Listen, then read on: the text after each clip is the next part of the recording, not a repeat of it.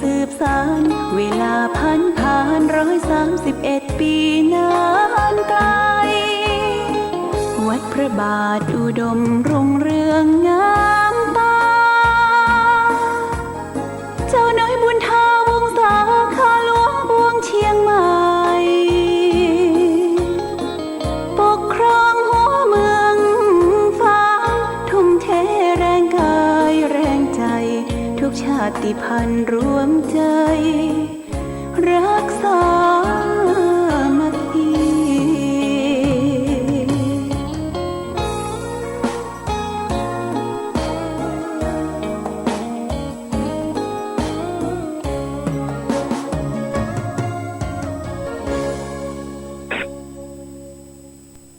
เจริญสุขศรัทธาสาธุชน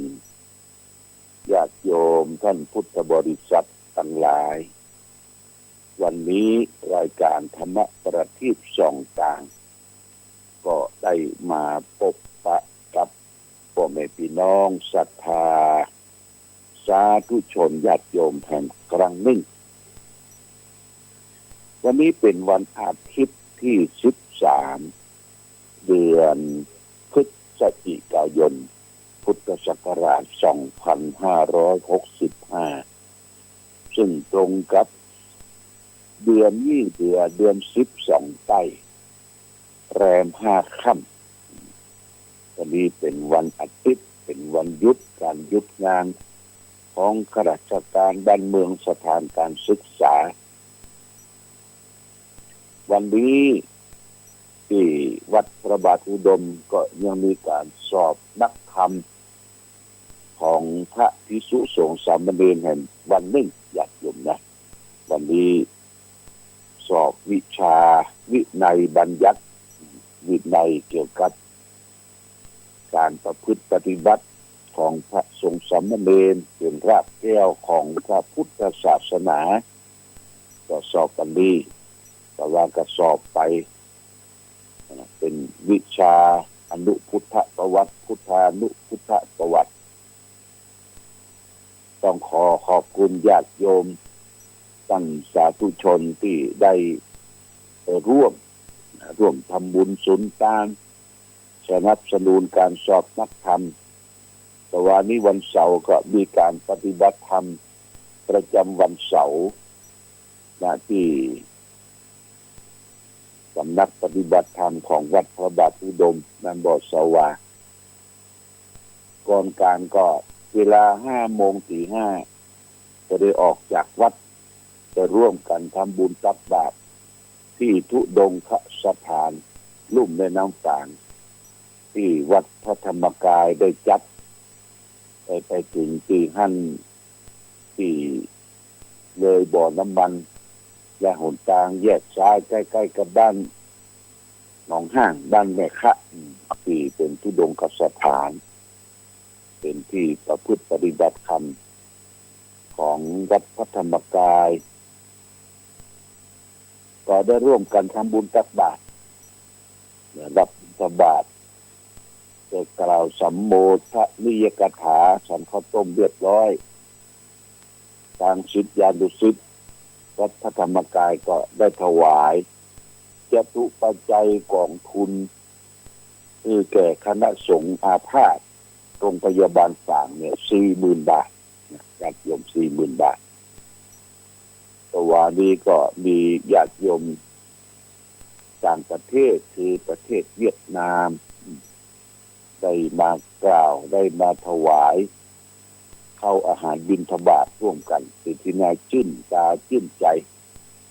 เสร็จนั้นก็กลับมาจากวัดทุดงคสถานมาถึงวัดก็นำพาญาติโยมไหว้พระสวดมนต์แตรแล้วก็ญาติโยมก็ไปร่วมกันทำบุญกันมากกันพอสมควรปฏิบัติธรรมประจำวันเสาร์ต้องขออนุโมทนากับญาติโยมโดยเฉพาะอย่างยิ่งญาติโยมที่โดยการนำของคุณกนกทิพย์ชัยนาเจนาร้านนานาพันธ์ได้ไปร่วมถวายภัตตาหารเพลแล้วก็ ขนมอมท็อฟฟี่ให้แก่สังฆประสงค์สามเณรที่สอบธรรมก็เอาไปเลี้ยงอยู่2 วันนะวันนี้ก็เลี้ยงทั้งวันก็ต้องขอบคุณโมทนากับคุณกนกพิชัยนามและโอกาสที่ก็ได้บริจาคร่วมทำบุญแห่งคณะห้วยงูในพี่น้องศรัทธาญาติโยมแห่ง600 บาทโมทนาสาธุในโอกาสที่โดยและส่วนหนึ่งก็ที่สนับสนุนการสอบธรรมก็มีวัดป่าโดยธรรมประทีปวัดป่าโดยธรรมประทีปนี่ก็มาร่วมถวายสอบธรรมกัน 1,000 บาทบุตนาสาธุมาในโอกาสที่โดยที่ได้ร่วมด้วยช่วยกันวันนี้เป็นวันสุดท้ายสอบธรรม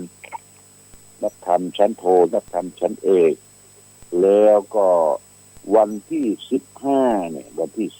15จะมีการสอบธรรมศึกษาแ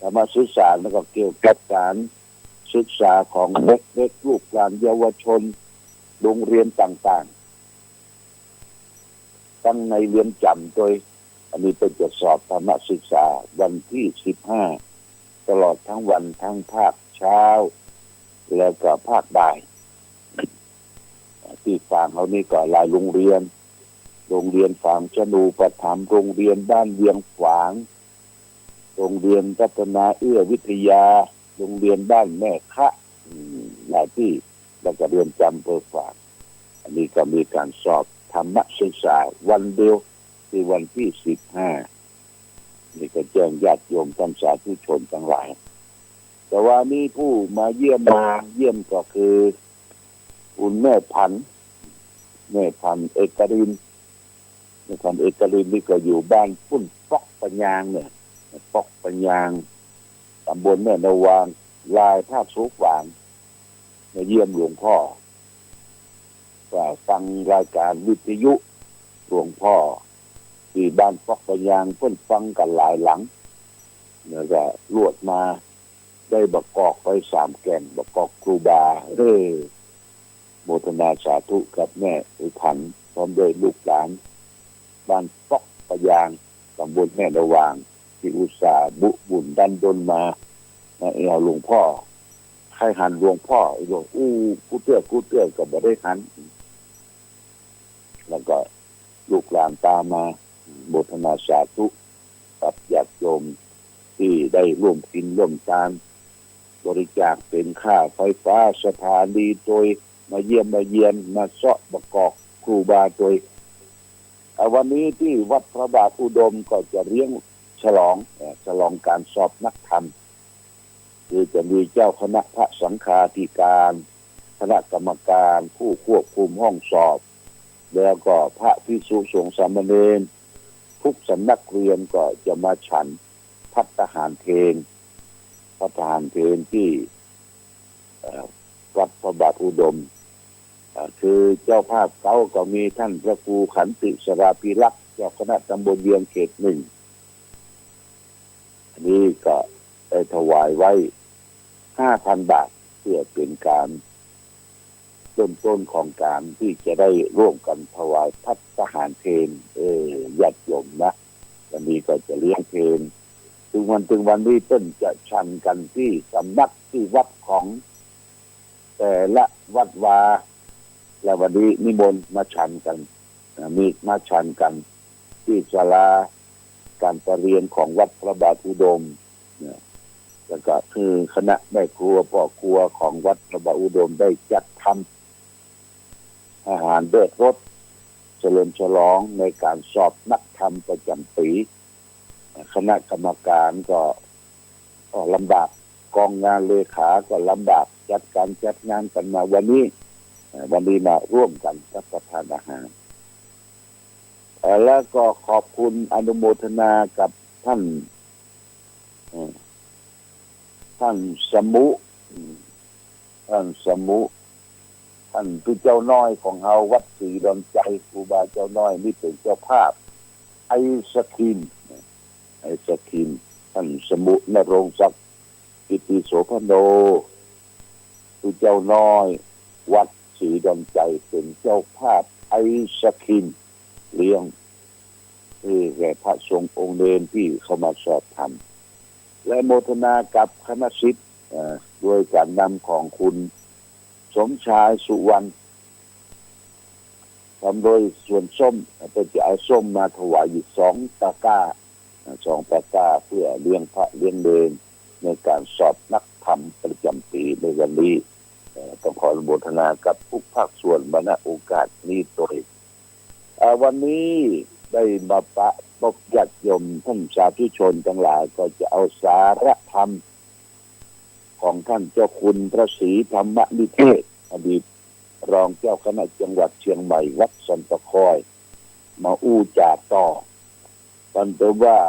วันนี้จะเอาเรื่องยากที่3เอายากที่3นี่มันเป็นจะได้ครับก็ลองฟังแล้วก็คิดแล้วก็พิจารณาน้อมนำมาไปประพฤติปฏิบัติเพื่อจะได้ใช้กับชีวิตในประจำวันของเขาท่านเจ้าคุณพระศรีธรรมนิเทศบอกว่า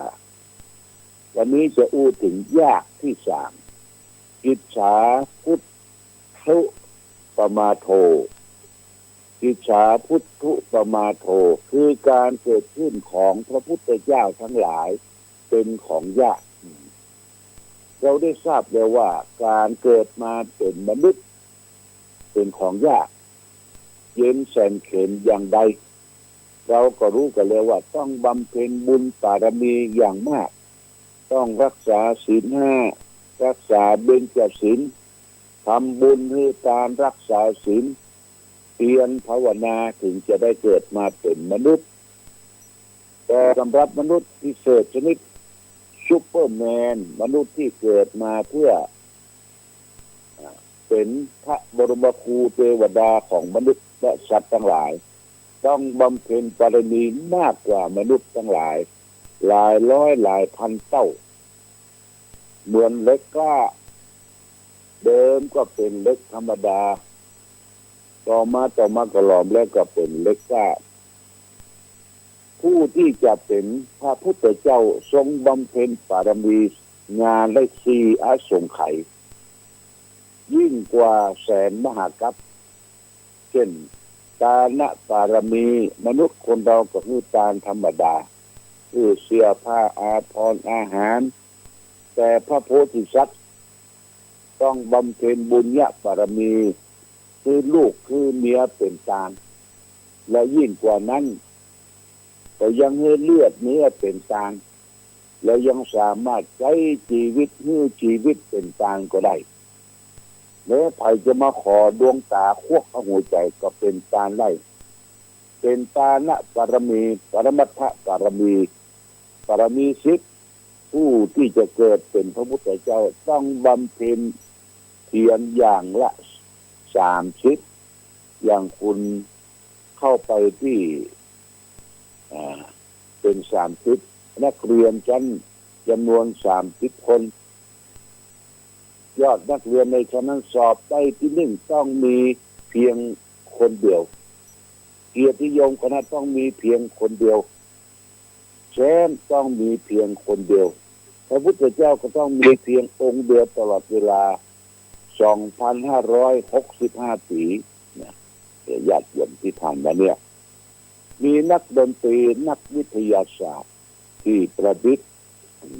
เครื่องเขียนนักการเมืองนักการพูดนักการทหารนักอะไรต่างๆเกิดขึ้นมามากมายแต่นักการศาสนาผู้ยิ่งใหญ่แห่งพระพุทธเจ้ามีองค์เดียวก็คือพระสัมมาสัมพุทธเจ้าตลอดกาลมาถึงได้ถึง 2,565 มียาวนานมีพระพุทธเจ้าเพียงองค์เดียวพระองค์ดำรงพระชนอยู่เพียง80 พรรษาแม้จะเสด็จดับขันธปรินิพพานไปนานแล้วพระองค์ก็ทรงดำรงไว้ซึ่งความยิ่งใหญ่อยู่เพราะฉะนั้นพระพุทธเจ้าแต่ละองค์พระเจ้าจะเกิดขึ้นได้ง่ายๆเมื่อเราได้พบพระพุทธเจ้าแล้วก็บอกควรที่จะผ่านพระพุทธเจ้าไปโดยจะได้มีความสนใจควรศึกษาประวัติของพระพุทธเจ้าให้ลงละเอียด เพื่อจะนิมนต์พระพุทธเจ้าเพื่อเป็นผู้นำทางของชีวิตของเราต่อไปเนี่ยญาติโยมนะเอาเข้าถึงพระพุทธธรรมประสงค์พระรัตนตรัยเอาพระพุทธเจ้าเป็นสนะเป็นที่เปิ้งคือมีพุทโธไว้ในจิตในใจไปตั้งใดก็เอาพุทโธไปตัวพุทธะแปลว่าผู้รู้ผู้ตื่นผู้เบิกบานเนี่ยสำคัญญาติโยมพระรัตนตรัยพุทโธธัมโมสังโฆเช่นพ่อเช่นแม่เช่นบรรพบุรุษบรรพชนของเฮาแตะก่อนนี่เพิ่นมีพระรัตนตรัยอยู่ในจิตในใจเดินทางไปทางใดขึ้นเหนือล่องใต้ขึ้นรถขึ้นรางเดินไปตามถนนไปสะดุดใส่ก้อนหินไปสะดุดใส่ต่อไม้พกขมำตีลังกาพะเลิศเพิ่นจะละเมอกั้งจางออกมาว่าพุทโธ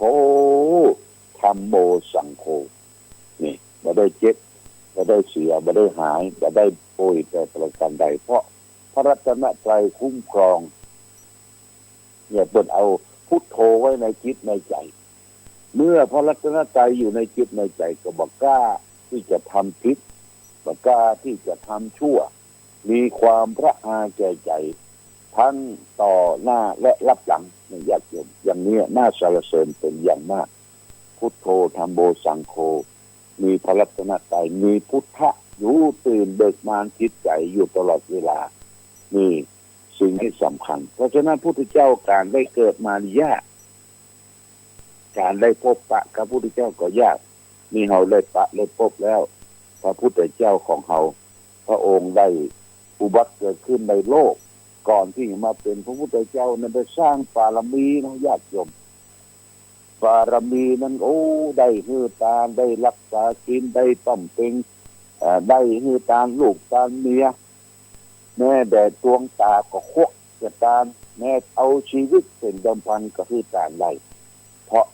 จะได้เกิดมาแห่งชาติมาเป็นพระพุทธเจ้ายังชาติสุดท้ายของพระพุทธเจ้าเป็นเจ้าชายอยู่ที่เป็นพระโพธิสัตว์เป็นพระโพธิสัตว์ที่ได้ให้ตาลูกตาเมียตามอย่างต่างๆได้สร้างฐานะบารมีพระเวสสันดรญาติโยมนะตามทุกสิ่งทุกอย่างตายไปพบแห่งชาติหนึ่ง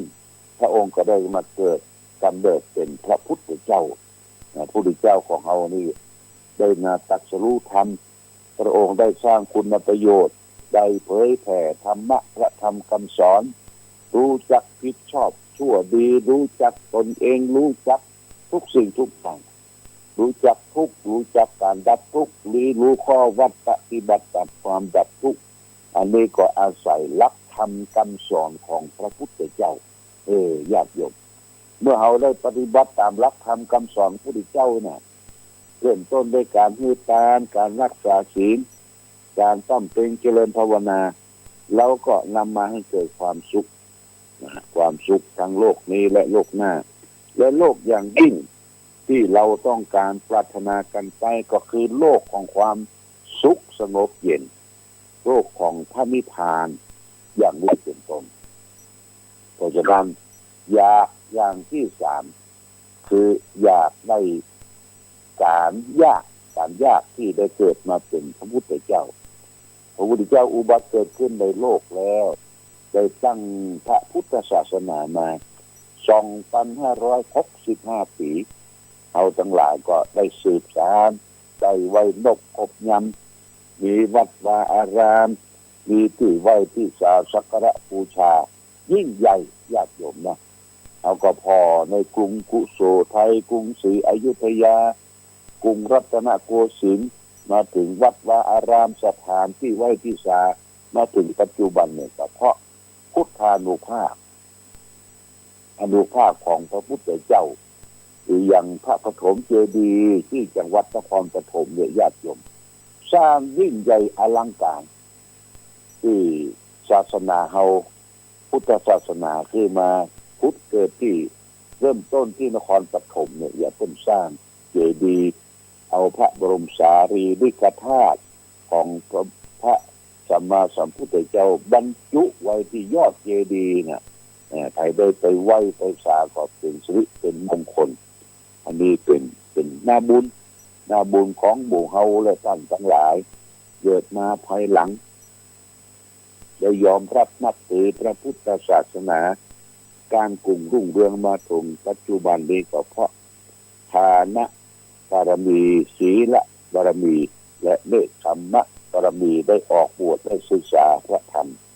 เป็นสิ่งที่เราจะน้อมนำมาให้เกิดความสุขทางกายทางใจเพราะฉะนั้นจะได้ไปประมาทเลยญาติโยมคือได้ปฏิบัติศีลธรรมกรรมฐานไหว้พระสวดมนต์เอามีวิทยุหีเครื่องก็เปิดสถานีวิทยุของวัดพระบาทอุดมน้ำบ่อสวาเนี่ยซึ่งก็เอาขึ้นสื่อข่าวต่างๆ100.25ไผบ่มีก็บอกพี่บอกน้องใกล้เคียงฟังเสียงธรรมะตลอดทั้งวันแต่ว่านี่เฮาก็ฟังธรรมะตลอดทั้งวันธรรมะตอนเจ้าหลวงพ่อก็เอาธรรมะมาเปิดเรื่องทำตัณหาสามเงาเปิดเป็นกำเมืองฟังง่ายเข้าใจง่ายวันนี้วันอาทิตย์ก็จะเปิดซอเนี่ยญาติโยมเปิดซอให้ญาติโยมผู้เฒ่าผู้แก่พ่อแม่ศรัทธาได้ฟังซอประวัตินั่นประวัตินี่ประวัติครูบาเจ้าศรีวิจัยประวัติการซอห้ามครัวกินครัวตานี่เป็นวัฒนธรรมประเพณีอันดีงามของเราล้านนาของเราที่จะได้สืบสานและฟังน้อมนำไปประพฤติปฏิบัตินะวันนี้วันค่ำวันติดคนจะโปรดซอทางสถานีเนี่ยญาติโยมนะเอาละวันนี้รายการธรรมะประทีปส่องต่างได้มาพบญาติโยมท่านสาธุชนทั้งหลายคือได้มีความสุขเนี่ยในการฟังในการประพฤติปฏิบัติจะไปโคดจะไปเกลียดจะไปมีโมโหโทโสจะไปจังคนอื่นญาติโยมอย่าไปจังคนนั้นจังคนนี้คือทำจิตของตนเองเป็นปกติที่ทำมาหาเลี้ยงชีพโดยความซื่อสัตย์สุจริตอย่าไปคดอย่าไปโกงอย่าไปผิดศีลผิดธรรมนักเราก็จะมีความสุขในปัจจุบันและความสุขในอนาคตการภายภาคหน้าเหมือนกันทุกผู้ทุกคนวันนี้รายการธรรมะประทีปส่องต่างได้มาพบญาติโยมท่านสาธุชนทั้งหลายก็พอสมควรแก่กาลเวลาขอความผาสุขความมีธรรมจงบังเกิดมีแก่ผู้ออกศรัทธาสาธุชนญาติโยมทุกท่านคือท่านทั้งหลายได้มีความสุขมีความเจริญประกอบไปด้วยอายุวันนะสุขะภระเหมือนกันทุกรูปทุกท่านทุกคนด้วยเถิด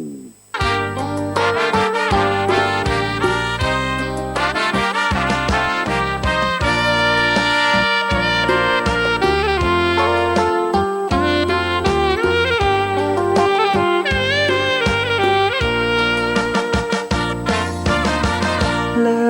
ศฟ้า